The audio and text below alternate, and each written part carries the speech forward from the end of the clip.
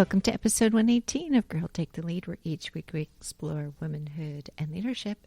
And I'm your host, Yo Canny. With Giving Tuesday around the corner, we wanted to spotlight some of the organizations we've had on our podcast, which you may want to consider for your giving. If you're inclined to give to them, the show notes have all the links to their donation pages. The first one we'll highlight is Girl Scouts. We featured this organization very early in our podcasting journey. In that episode, we heard from Mary Jane Strom, who was Chief Community and Program Officer for Girl Scouts Northern California. She outlines what the goals are for every Girl Scout when it comes to leadership. Here's what she had to say. So leadership is really at the core of Girl Scouting, and we believe that anyone can be a leader, and there are all types of leaders. The key is to find something that you're passionate about and a way that you can contribute. From a very young age, we encourage girls to use their voice and experiment with different ways of taking the lead, right? Because leadership, just like all other skills, is a progression. The more you practice, the more opportunities you have to take the lead, the greater the chance you will be a good leader yourself. And so we see that with our little daisies all the way up through brownies and juniors and older girls. The more opportunities they have out in front to take a try at being the leader, the more likely they are to take the lead later on. And I think our studies show, and the Girl Scout Research Institute has, looked into this, that many of today's leaders in government, in companies, they all started at Girl Scouts and had maybe their first leadership opportunities in Girl Scouts. So whether that's being a cookie boss and taking the lead in starting your own business, or maybe it's taking the lead at summer camp or in the outdoors and, teaching others how to climb a tree or swim or go on a hike. Maybe it's taking the lead in ways where you're public speaking or looking at a cause that you're passionate about and want to change and mobilizing your friends and family and your community around being the change. There are just all sorts of ways that I think Girl Scouts opens the leadership door for many of our young women. So, Mary Jane, what can we do to support your efforts? I think we're all like, okay, besides buying cookies. But if we've sparked something, if you've heard something today and you'd like to get involved, there's lots of ways for which you can get involved. I'd encourage everyone to visit our website, gsnorcal.org. And there are a couple places on the website you might want to go next. You could click on Donate Now if you're interested in helping us, supporting us financially. And there's several ways to donate financially, and you'll find all of them in the Donate Now section of our website. If you're interested in joining, or you have a girl at home who's interested in joining, you can click Join Us and register for Girl Scouts. If you're an adult at home who would like to become a Girl Scout, maybe you were a past member and you would like to join again, or you're interested in volunteering in all the different ways you can volunteer, you can also join us, and you can find that information on the Join Us page. I think those are the main ways that we would like to talk about today. But if you're sitting out there and you have space is really at a commodity right now. So if you have space, you could donate to different Girl Scout troops in your community to have their meeting. We would love to know about that too, and you should definitely reach out and let us know. So I guess there's a lot of schools, that aren't opened yet for meetings like that. So right. So space, or if you can volunteer your time, or if you can donate and help support us financially. It's a big and important part of every community, and we would love your support. Oh. We had Stephanie Rivera from the Lazarex Foundation. Stephanie is CEO, and she outlines the foundation's efforts to address the gap and barriers in accessing cancer trials for minority populations. She outlines all the things they do, plus they are also advocates for changes in policy and laws to support access. The vision of Lazarex Cancer Foundation is that everyone affected by cancer will have hope, dignity, support, and the most advanced treatments made available to them at all stages of their journey. Here's what Stephanie had to say. When I came to Lazarex, it's very cancer driven. So we do work with those who have cancer diagnosis and working to help those in clinical trials. But we were also looking to see how we can expand out to those who couldn't have access or who don't have access or who have barriers. So all these years of experience, the general just social determinants of health, I was at a point where I felt like just really digging deep into one of the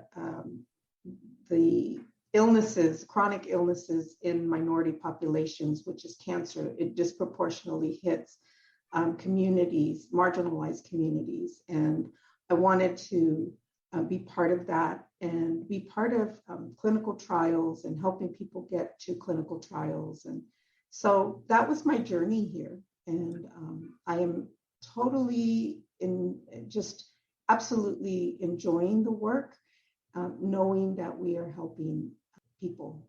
So maybe you can expand a little bit more too on the mission of what the foundation does and how it works. Yeah, well, it's interesting because we have our mission statement on our website and I can read it to you, but I think for me, it's more about the implementation of it, right? So in general, I just say we strive to improve cancer health outcomes, FDA cancer clinical trial diversity, enrollment, and patient access to care. That's what you're going to read. To me, what that looks like is really improving the outcome of cancer care for cancer patients and the medically underserved. We help people identify FDA-approved clinical trial options. And we actually provide assistance, so financial reimbursement with ancillary costs for clinical trial participation. And we also pay for a travel companion. And we facilitate community outreach and engagement. So those 4 areas are really the implementation of our mission. The next organization joins us annually to talk about their great efforts, and that's Mother's Day Movement. Dominika Turkan joined me to talk about their efforts to honor not just one mother, but underserved mothers everywhere. It advocates to shift a portion of Mother's Day gift giving to a carefully selected charity each year in honor of the women or person they love. I know the focus is on Mother's Day, but they take donations every day. Here's what Dominika had to say. Mother's Day movement is about shifting Mother's Day gift-giving priorities to help women and children in need. So we advocate for shifting just a portion of your Mother's Day gifts. And we want you to support your local florist. Hopefully it's a female-led business. Our goal is simply to make Mother's Day matter and to make a positive impact with your gift giving. As you said, we are a team of 5 women. Our co-founders, there are a few of them. So it's the mother, a daughter, a friend. There was another co-founder who is no longer involved in the active process, but a donor and an advocate of our work.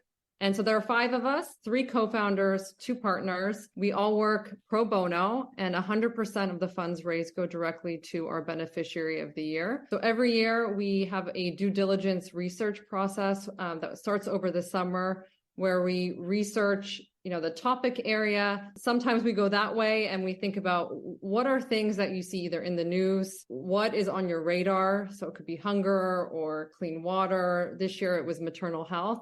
And then we look at different nonprofits in that space and we conduct due diligence and research, look at their accounting statements, interview them. We narrow it down to 2 or 3 and then present internally to the larger group at our organization and pick one.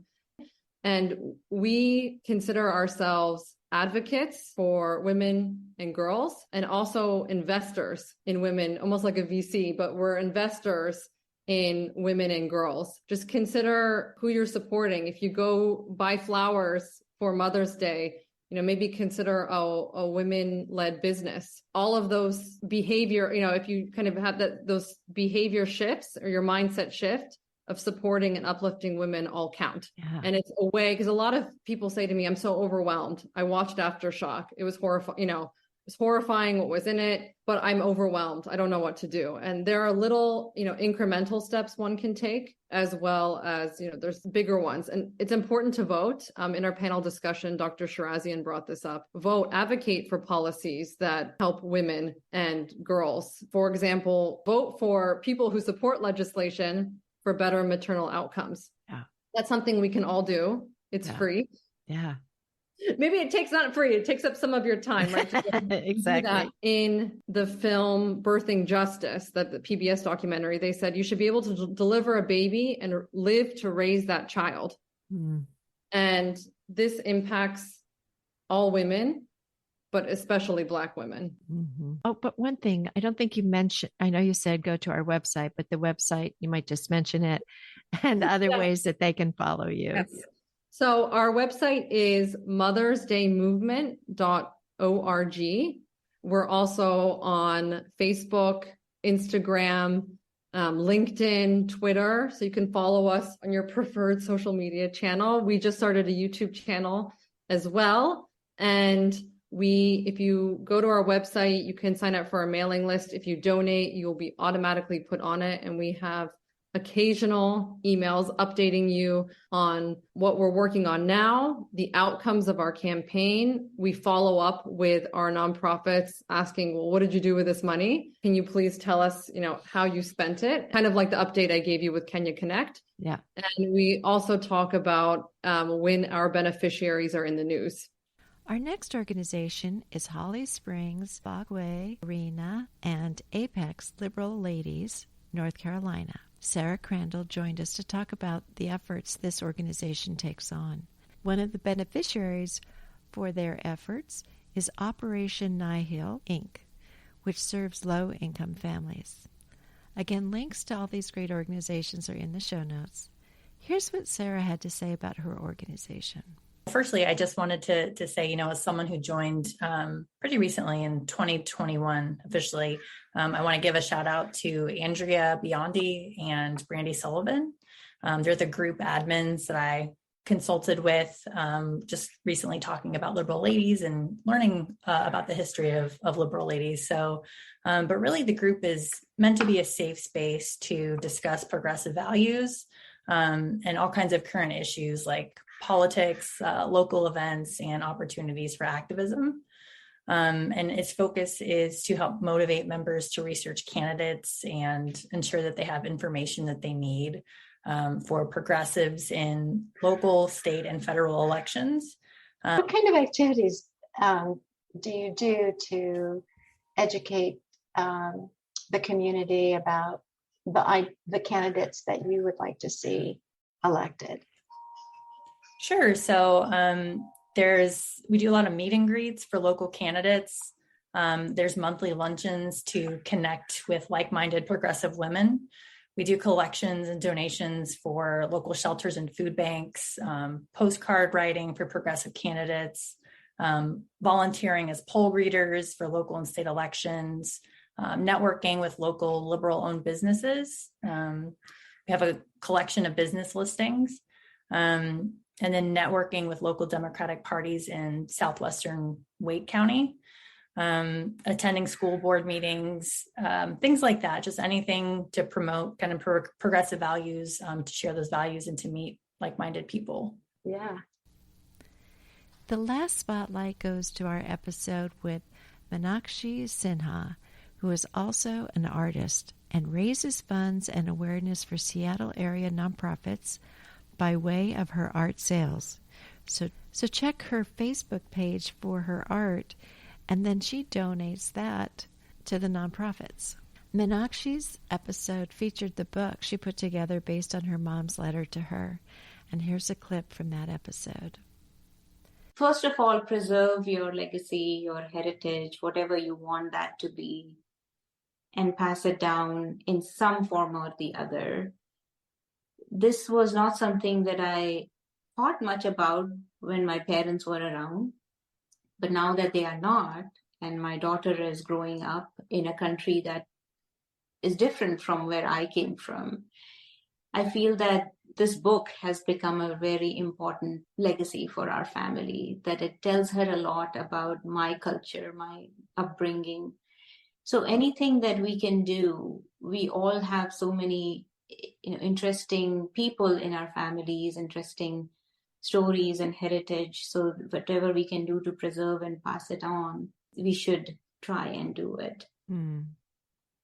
It's a great place to end today's episode. Thank you.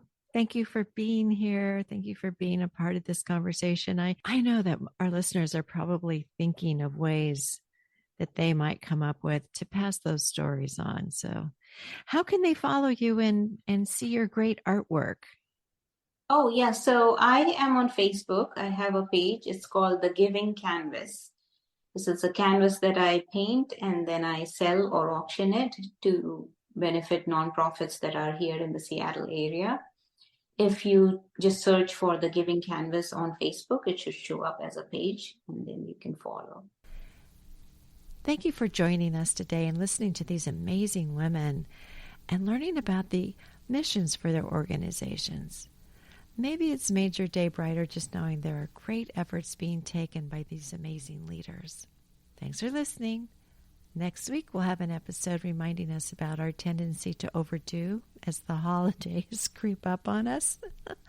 I hope you'll join me again. Talk to you soon. Bye.